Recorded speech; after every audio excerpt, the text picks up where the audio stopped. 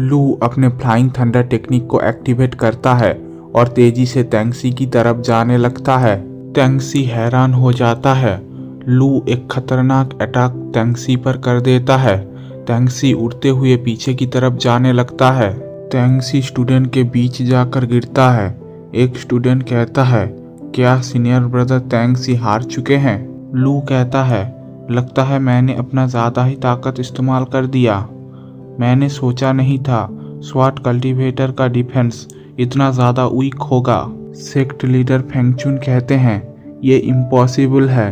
एक foundation level के early stage का कल्टीवेटर अपने स्ट्रेंथ से फाउंडेशन लेवल के एडवांस स्टेज के कल्टीवेटर को कैसे हरा सकता है?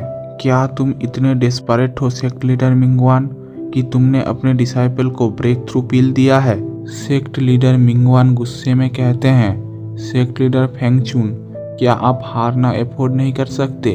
ब्रेकिंग पिल एक ऐसा पिल होता है जो कुछ देर के लिए इंसान की स्ट्रेंथ बहुत ज़्यादा बढ़ा देता है, लेकिन कुछ ही घंटे बाद वो इंसान एकदम यूजलेस हो जाता है। या तो वो इंसान जिंदगी भर यूजलेस रहेगा या फिर मर जाएगा। सेक्ट लीडर फेंगचुन कहते हैं, क्या पता सेक्ट के रैंकिंग के लिए तुमने उसे ये पील दिया है? सेक्ट लीडर मिंगवान कहते हैं, सेक्ट लीडर फेंगचुन, आपको क्या लगता है आप हमारे लुओयुन सेक्ट को इतनी आसानी से बुली कर सकते हैं? सेक्ट लीडर फेंगचुन कहते हैं, क्या तुम लड़ना चाहते हो? नीचे खड़े डिसाइपल्स में से एक कहता है, क्या सेक्ट लीडर मिंगवान और सेक्ट लीडर फेंगचुन एक दूसरे के साथ फाइट करना चाहते हैं? दूसरा डिसाइपल कहता है, कितना स्ट्रॉन्ग ऑरा है, क्या सेक्ट लीडर इतना ज़्यादा ताकतवर होते हैं? इसके बाद हमें यूनसुई स्ट्रीम का लीडर चैन क्वानसुई को दिखाया जाता है, जो गोल्डन कोर लेवल के एडवांस स्टेज में है। सेक्ट लीडर क्वानसुई कहते हैं, तुम दोनों शांत हो जाओ, हमने सेक्ट लीडर फेंगचुन के फीलिंग्स को अंडर एस्टिमेट किया है। सेक्ट लीडर फेंगचुन अभी अभी अपने एक इलाइट डिसाइपल को खोया है, इसलिए वो बहुत ज़्यादा अपसेट है। लेकिन ऐसे फाइट्स में मौत होना आम बात है। तुम दोनों अपने रेपुटेशन के बारे में सोचो और अपने डिसाइपल्स के सामने ऐसे मत लड़ो। सेक्ट लीडर मिंगवान और सेक्ट लीडर फेंगचुन एक दूसरे से मुंह फेर लेते हैं।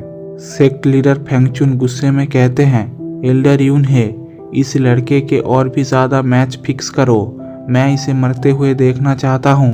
तभी कोई और सेक्ट लीडर फेंगचुन के साथ टेलीपैथी से कम्युनिकेट करता है और कहता है, सेक्ट लीडर फेंगचुन, क्या आप भी इस लड़के को मरा हुआ देखना चाहते हैं? सेक्ट लीडर फेंगचुन देखते हैं, ये कोई और नहीं बायो पेविलियन के सेक्ट लीडर जियाओ फेंगयून है। सेक्ट लीडर फेंगयून कहते हैं, सेक्ट लीडर फेंगचुन, चलिए एक साथ काम करते हैं। इस लड़के का स्ट्रेंथ बहुत ज़्यादा है, ये सिर्फ और सिर्फ फाउंडेशन लेवल के अर्ली स्टेज में है, लेकिन फिर भी इसके पास कुछ एबिलिटीज़ हैं।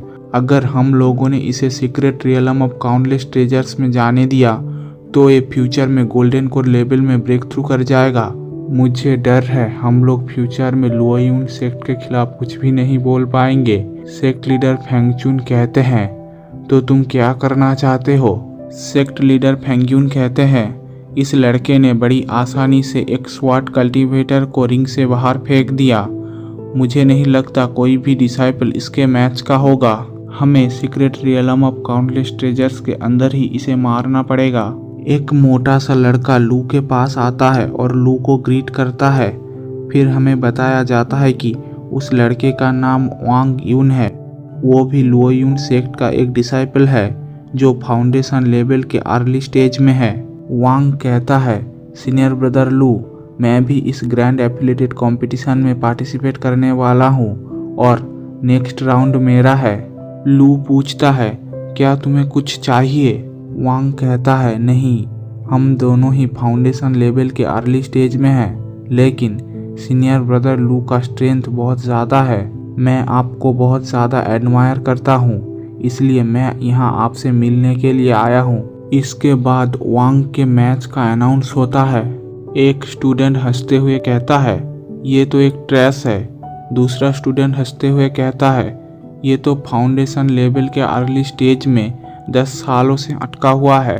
तीसरा डिसाइपल कहता है, ये सिर झुकाकर एल्डर्स को चाय सर्व करने के बजाय यहाँ ग्रैंड एफिलिएटेड कंपटीशन में कैसे आ गया।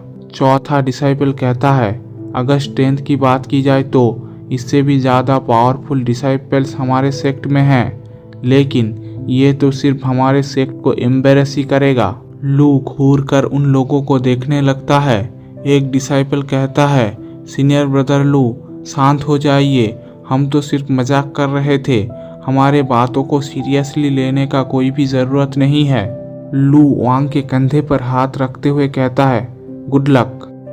वांग स्टेज की तरफ जाते हुए मन ही मन सोचता है, मुझे अपना बेस्ट देना पड़ेगा।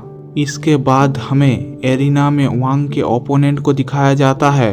वांग का ओपोनेंट कहता है, तुम 40 साल के हो, फिर भी तुम फाउंडेशन लेवल के अर्ली स्टेज में अटके हुए हो। तब भी वांग अपना आर्मर पहन लेता है। वांग का ओपोनेंट कहता है, तुमने अपना डिफेंस आर्टिफैक्ट पहन लिया, क्या तुम इतने ज़्यादा डरपोक हो। ये कहकर वांग का ओपोनेंट पर्पल स्पाइक बॉल से वांग पर अटैक कर देता है। वांग बड़ी मुश्किल से उन अटैक्स को रोकने लगता है। वांग का ओपोनेंट हंसते हुए कहता है, अगर तुम मेरे इन कमज़ोर बॉल्स को नहीं संभाल सकते तो तुम मेरे रेड बॉल्स को कैसे संभालोगे। ये कहकर वांग का ओपोनेंट अपने रेड बॉल्स से वांग पर अटैक कर देता है। वांग का आर्मर जगह जगह से टूटने लगता है। एक डिसाइपल कहता है, हम भी फाउंडेशन लेवल के अर्ली स्टेज में हैं, लेकिन हम इससे बहुत ज़्यादा अच्छे हैं, ये तो हमारे सेक्ट को शर्मिंदा कर रहा है।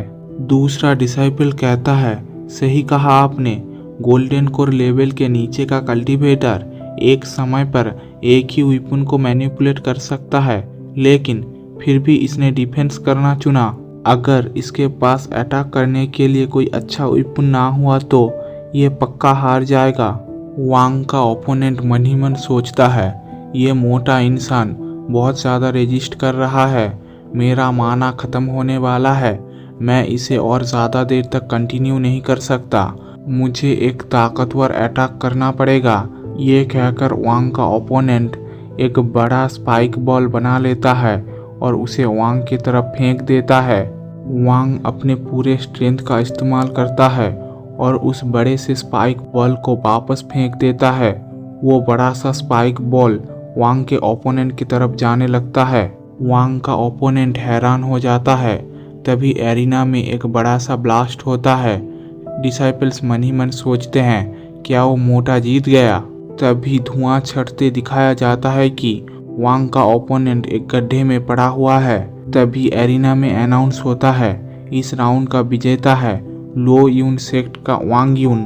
वांग एक्साइटेड हो जाता है।